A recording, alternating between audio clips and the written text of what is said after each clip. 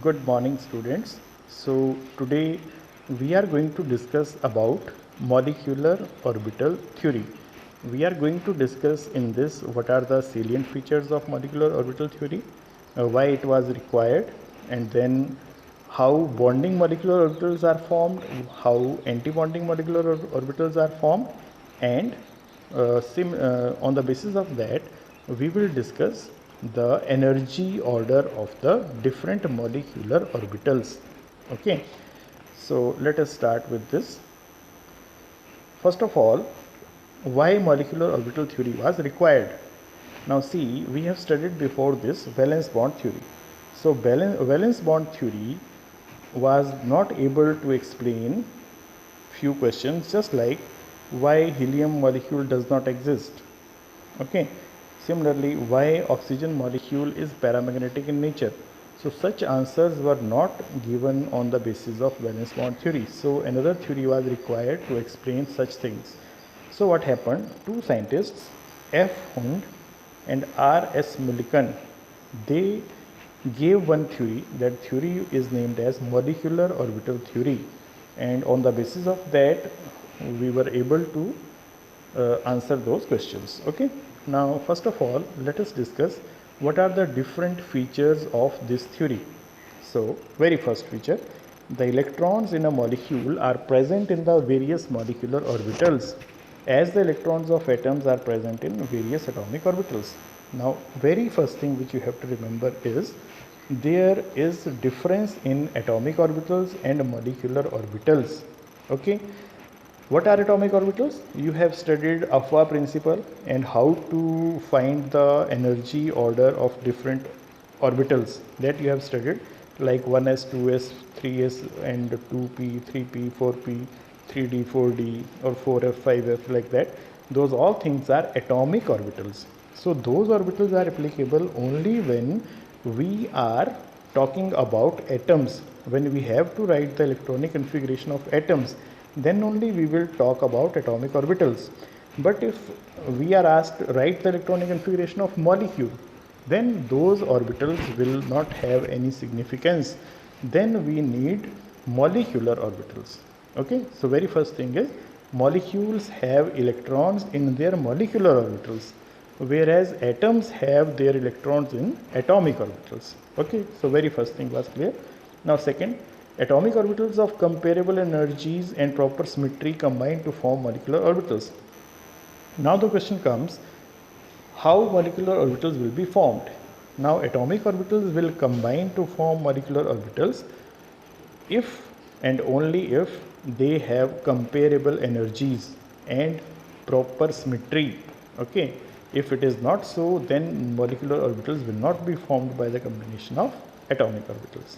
Okay, now third thing, when an electron in an atomic orbital is influenced by one nucleus in a molecular orbital, it is influenced by two or more nuclei depending upon the number of atoms in a molecule. Thus, an atomic orbital is monocentric while molecular orbital is polycentric.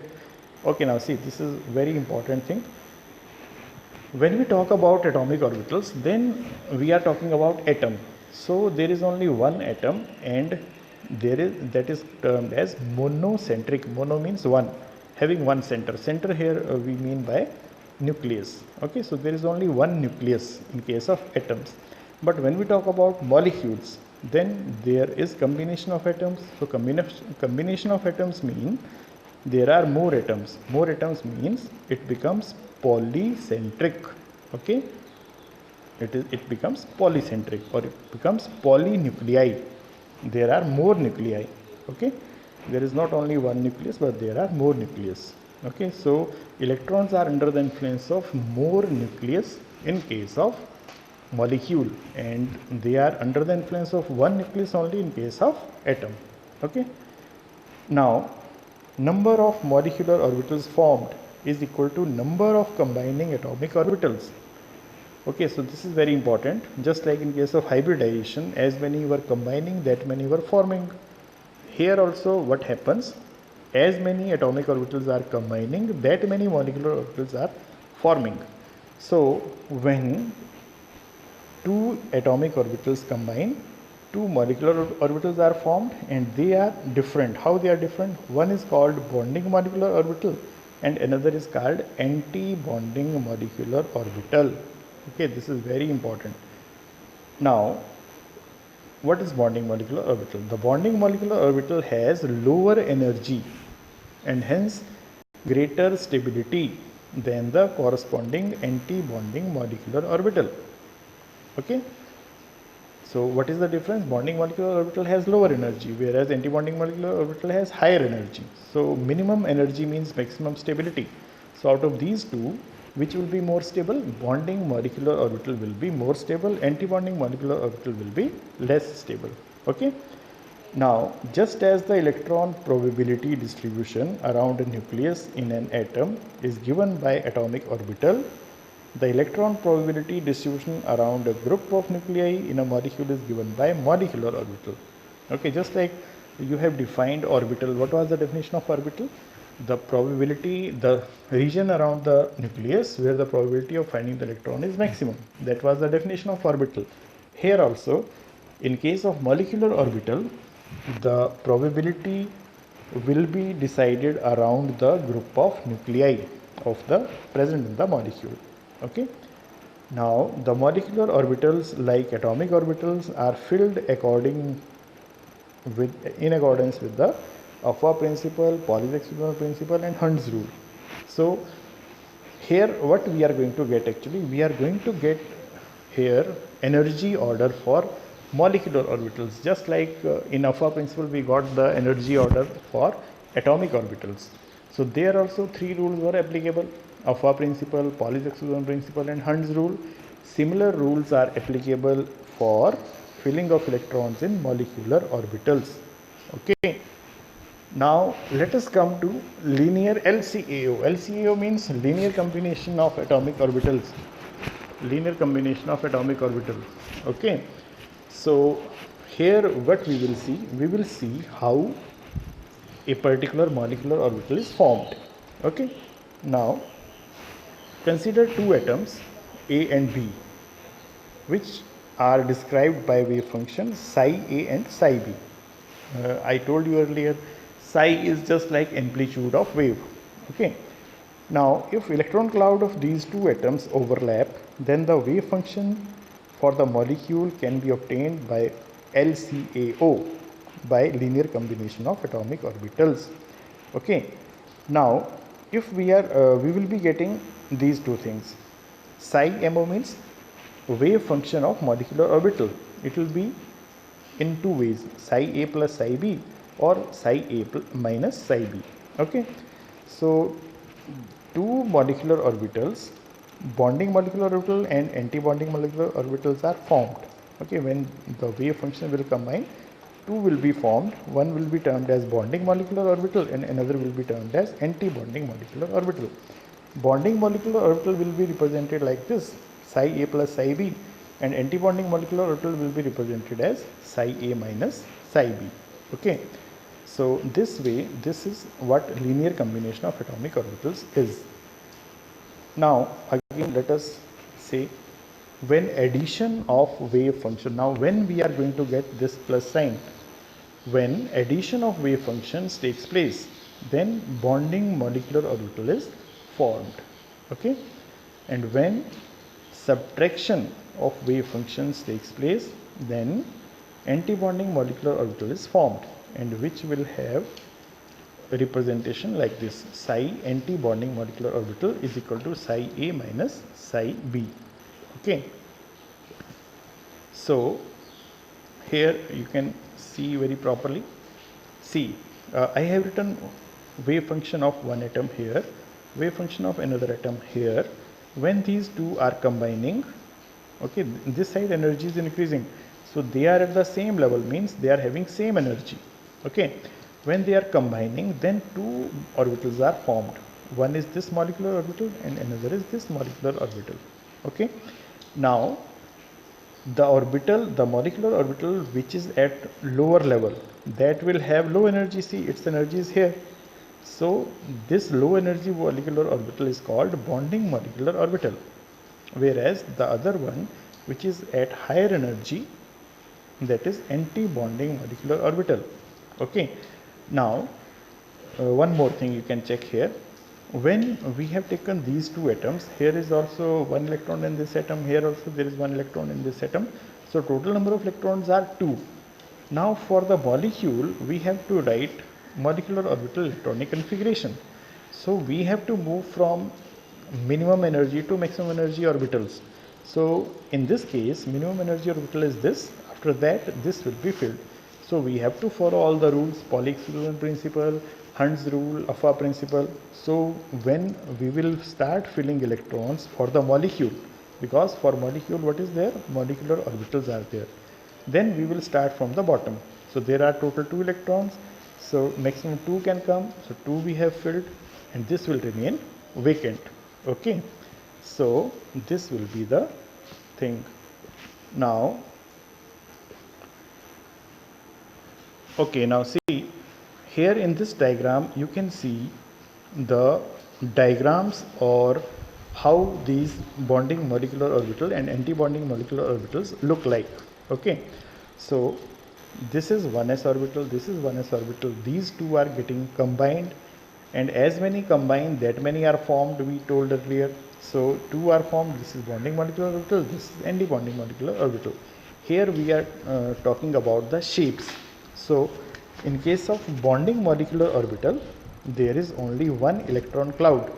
Okay, and there are 2 nucleus. Okay, see this black dot represents nucleus, and in this case, in case of anti-bonding molecular orbital, there are 2 electron clouds, there are 2 nuclei, and one more thing is that there is presence of node. Okay, so here you can see what are the shapes of molecular orbitals. Okay, now let us discuss what are the conditions for the combination of atomic orbitals. Very first condition, combining atomic orbitals must have same or nearly same energies. So very first thing is, when we are taking atomic orbitals, then their energy level, their energies should be either same or there should be very slight difference in energies. Okay, then only the combination is possible. Second, combining atomic orbitals must have the same symmetry about the molecular axis. Now what does it mean? It means just like we are talking about p, if in case, then p orbital has px, py and pz orbitals. Okay, so if px has to combine, then it will combine with px only. If py has to combine, it will combine with py only. Okay, px cannot combine with py. Why? Because they do not have symmetry for the molecular axis. Okay, so axis should be same. This is the meaning to say. Now third and last is, combining atomic orbitals must overlap to the maximum extent. Means the region of overlapping must be maximum. In case the region of overlapping is maximum, then only we will say that there is formation of molecular orbital. Otherwise there will be no formation of atomic orbitals. Now here you can see molecular orbitals are of 2 types. One is sigma bond and another is pi bond. Just like in case of atomic orbitals it was there. So sigma molecular orbital and pi molecular orbital, 2 types of molecular orbitals are possible.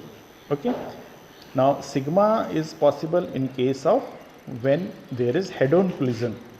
Okay, and pi is possible when there is sidewise overlapping. Okay, now it is combination, you can say, just like we did in sigma and pi bond formation. Those similar orbitals will form sigma and pi bonds. Okay, now sigma molecular orbitals are symmetrical around bond axis. Okay, and pi molecular orbitals are not symmetrical. Okay, now here you can see if we talk about p orbital, when we take p orbital, just like here we have taken these p orbitals. Now since it is pz, we have taken pz.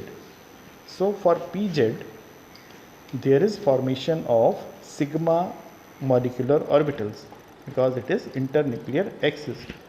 Okay, so when there is. So in case of 2pz, we did earlier also when there was formation of sigma and pi bond, then we said that pz orbital forms sigma bond, whereas px and py form pi bond. Okay, so similar will be the case here. When 2pz orbitals will combine, they will form one bonding molecular orbital and one anti-bonding molecular orbital. In addition to this, they will be designated in the form of sigma and pi also. Okay, so here both will be sigma, but one will be sigma bonding molecular orbital and another will be sigma anti-bonding molecular orbital. So how to differentiate? For anti-bonding we will be putting star, sigma star we will say, and for bonding we will just say sigma. Okay, so here what we have shown the combination of 2pz and 2pz, which results in the formation of sigma bonding molecular orbital and sigma star anti-bonding molecular orbital. Whenever it will be bonding molecular orbital, there will be only one electron cloud. When there will be anti-bonding molecular orbital, then there will be two electron clouds and one nodal plane can also be seen. Okay, so these are the shapes of bonding and anti-bonding molecular orbitals formed by the combination of 2pz orbitals. Okay, and these are sigma molecular orbitals. Now similarly, molecular orbitals obtained from 2px and 2py orbitals, they are not symmetrical around the bond axis because of the presence of positive loops above and negative loops below the molecular plane. Okay, so they are represented as pi or pi star.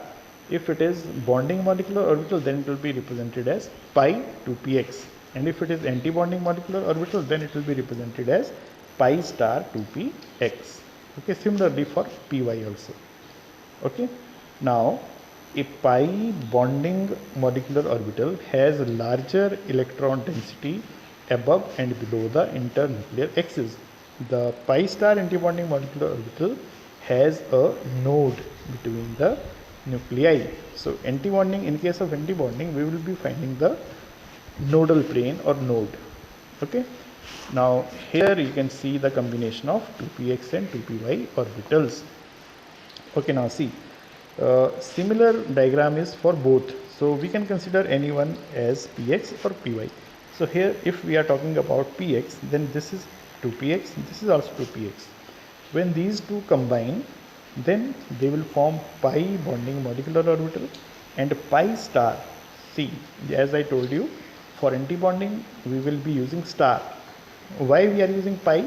Because they are either px orbitals or py orbitals. So in case of px and py, there is formation of pi bonds, so it is pi star or pi. Okay, so in case of anti-bonding, there are two electron clouds that we can see here. Okay, now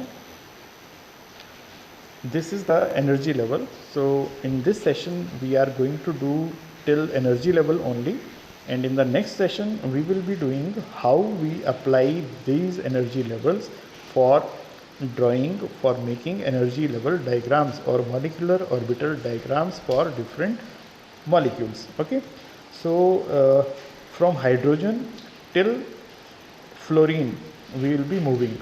Okay, so there are two types of energy level orders. Now first is for oxygen, fluorine and neon. Hypothetical molecule is Ne2. This is hypothetical molecule. Okay, so for O2, F2 and Ne2, this is the energy order. Now what is the energy order? How we will say it? Sigma 1s star, sigma 2s, sigma 2s star, sigma 2pz comes first and then comes pi 2px, pi 2py. These will be placed at the same level. Okay, it means they are having same energy. Then pi star 2px and pi star 2py will come, they will also be placed in the same level. Then sigma star 2pz will come. Okay, now when we talk about from hydrogen till nitrogen, when we start from hydrogen till nitrogen, then the energy level order becomes this. Now what is the difference? Only difference is here sigma 2pz is to be placed afterwards. Okay, So here, in case of homonuclear diatomic molecules of second row elements, the sigma 2pz molecular orbital is higher in energy than pi 2px and pi 2py molecular orbitals. Okay, this is to be remembered. So you have to remember this order also and this order also. Okay, now if you remember this properly, where it is to be applied when O2, F2 or Ne2 is given, and when it is to be applied till nitrogen, starting from hydrogen till nitrogen. Okay, their ions or their molecules or positive or negative, whichever ions are given, for that we have to use it. So now you just remember these orders, and in the next session we are going to apply this. Okay, now on the basis of what we have done today, you have to solve these home assignments. Okay, thank you.